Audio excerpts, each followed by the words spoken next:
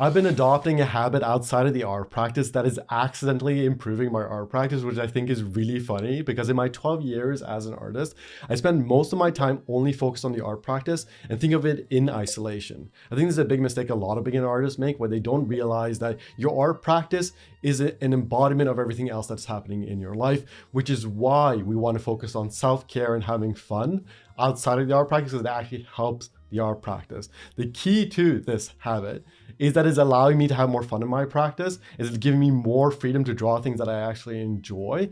And I didn't really realize this until the past couple of weeks that like, oh, this is actually affecting how I'm approaching my art practice. And the key here is the habit that I've been adopting is allowing myself to be more cringe, allowing myself to be embarrassing outside in the world. One thing that I've been doing a lot lately is dancing at my gym studio.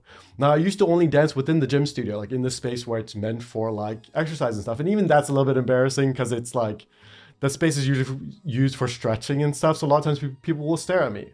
But I realized that like, you know what? I want to have fun. I want to learn how to just dance and enjoy my lived experience. So I'm just going to do this. So that in itself was a little bit cringe. And I got over it. Now I don't really care. I'm very used to it. But over the past month or so, I've been dancing more and more in the actual workout spaces, like where the weights are. I'll do my lifts. And then in between, I'll just do a little dance. I'll, enjoy my time, listen to the music and really enjoy it. And I know it's cringe. I know it's embarrassing. I know that people are looking at me and like, wow, that guy is maybe out of his mind. And to a certain degree, there's some enjoyment in that. There's some enjoyment in like being cringe because you're like, you know what? Like if I'm a joke to other people, I brought them joy. I made them smile. Like I can be embarrassing. Like being embarrassing gives that person a good story if they think about it. Or realistically speaking, they're probably not even going to think about it. They're going to notice that you're a little bit cringe. They're going to look in your direction and they're going to forget about you within 2 seconds. They have other things going on in their life. But even in the worst case scenario, even if someone takes a video, right, which has happened a couple times where people are clearly pointing the camera at me, and I'm thinking like, you know what, this makes for a good story for them. And that's great. And I know it's cringe. I know it's weird.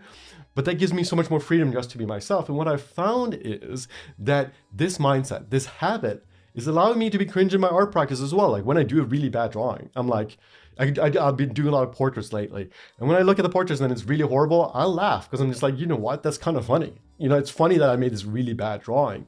And now that I reflect upon it, now that I've been thinking about it, I'm like, wait, I think it's because I've been practicing outside of the art practice. Because it's not something I practice within the art practice. I've worked on releasing some of my expectations, asking myself questions about what I care about, right? So a lot of things that we go through in the inner artist course that's included in the Absolutely Everything bundle is linked below. A lot of those questions we grapple with in that course. And I have been working on it, right? I built that course for myself, essentially, to like really sit down and question what I care about.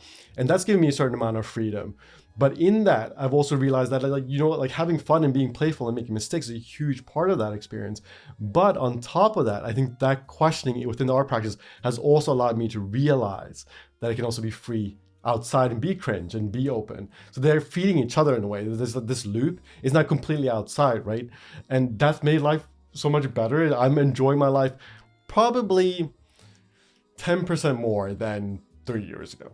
About 10% more. I'm trying to be like realistic, like yeah, about 10% because I don't feel as much pressure to like be cool. I'm trying to give up that idea.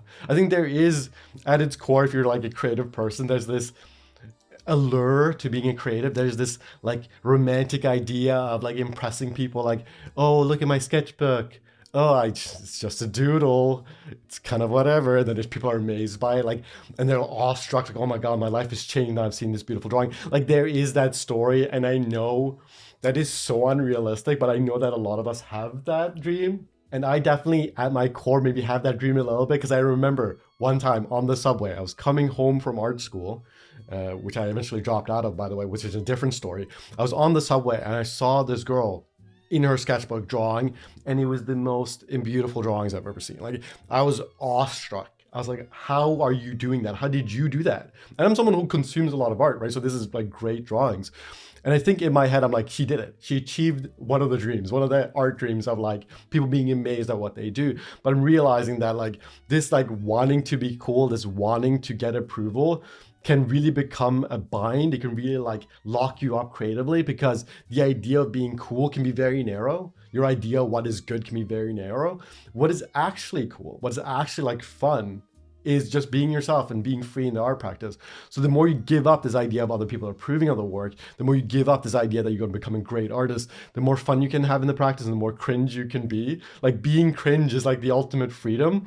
And you can be cringe while like putting in effort, right? Like there is, like one thing that I think is interesting, which is kind of related, is that with dancing, I tried to become good for most of my life. A big part of why I quit for a big chunk of my life is because I was trying so hard to get good at dancing that I lost my love for it. I forgot why I did it. I was only doing it for external approval. So as soon as the external approval didn't show up, I was like, why am I doing this?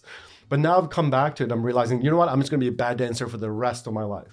It's done. We're not going to try to get good. What we're going to try to do is have as much fun as possible. Every dance class we go into, we're not trying to be the best dancer there. We're going to be the dancer that's having the most fun. It's going to be a bop. It's going to be a party in here, right? In here.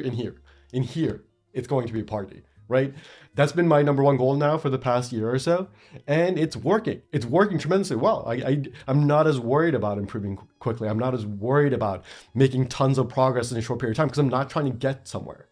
The goal is here in the present. The goal is being good and feeling good, not being good, feeling good in yourself while you do the practice here and now, which is available no matter what skill level you're at. Like you can be a beginner artist and have the most amount of fun and be the most cringe, right? Being cringe will free you, right? Like allowing the room to be embarrassing, allowing yourself to be bad at art for the next 10 years can free you in ways that are hard to describe. Now, I'm not saying that you shouldn't try to study stuff if that's fun. We want to do drawing exercises to improve as long as they're fun. You can do them together. You can have fun while doing things that are challenging. Like a lot of times I will train with my friends in the dance studio, right? Like we'll do exercises the same way you do a drawing exercises, like exact same thing, but for dancing. And they're challenging, they're difficult, but we're laughing, we're having fun, we're looking at each other, we're like, this is silly, doing the same moves over and over again. And you improve while having fun. And you can do the exact same thing with my 54 free drawing exercises that are linked below. You can take an exercise, you can find ways to just have fun with it. You do not need to clench up. You do not need to worry about being cool. You do not need to worry about doing it perfectly. The big part of that lesson at the end, I talk about just enjoying the practice because you don't need to clench up. And the more you allow that room, the more playfulness you bring into the practice, the more enjoyable it becomes in the moment, the more you'll be able to do that outside of the drawing practice and inside of the drawing practice, right? So we want to make changes within the art practice that impact the outside of our life, and then the outside of our life also impact the art practice. They are joined together. It's a huge part of why I like teaching beginner artists, because I know that if you learn this skill, this meta skill of playfulness while learning, while exploring, just enjoying the practice, overcoming perfectionism, asking yourself questions about the expectations that you have. The more you do that within the art practice, the more it impacts the rest of your life.